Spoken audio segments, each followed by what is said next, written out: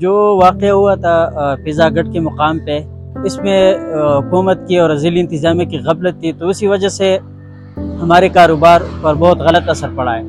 پورے سوات کے جو ٹورزم ہے وہ ان کو بہت نقصان پہنچا ہے حادثے کی وجہ سے۔ پھر اس کے بعد جو انکروچمنٹ کے خلاف جو آپریشن ہے وہ بھی جاری ہے، لیکن اس میں بھی ہم نے دیکھا ہے کہ غریب لوگوں کے کاروبار کو تباہ کیا گیا، لیکن جو بااثر شخصیات ہیں، جو سیاسی شخصیات ہیں، ان کو ریلیف دیا گیا ہے، ان کے غیر قانونی عمارات کو قانونی قرار دیا گیا ہے، اور غریبوں کو جو ہے ان سے روزگار چھینا گیا ہے۔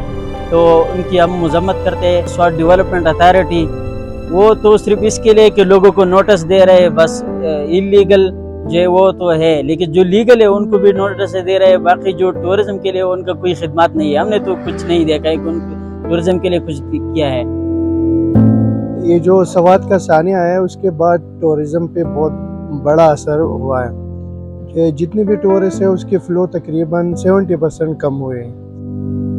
ہوٹل پہ ریسٹورنٹ جتنی بھی ہمارے علاقے میں جتنی بھی بزنس کے وہ ہے اس پہ بہت بڑا اثر ہوا ہے۔ اگر یہ صورتحال جاری رہی تو ہم آہستہ آہستہ سٹاف کم کریں گے، کیونکہ یہ جس طرح صورتحال ہے اس میں ہم یہ سٹاف وغیرہ افورڈ نہیں کر سکتے، اور اگر پھر بھی یہ رہا تو ہمیں مجبوراً ہوٹل وغیرہ بند کرنا پڑے۔ اور سوات میں اور ہے ہی کیا، بس یہی ہے کہ سارا ٹورزم پہ چل رہا ہے۔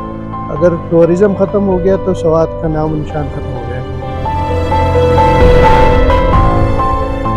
میں ریان ہوٹل میں بحیثیت ایک ویٹر کام کرتا ہوں۔ اگر یہ سلسلہ اس طرح جاری رہا تو پھر ہماری ہوٹل کا سٹاف اور میں بھی نوکری سے فارغ ہو جاؤں۔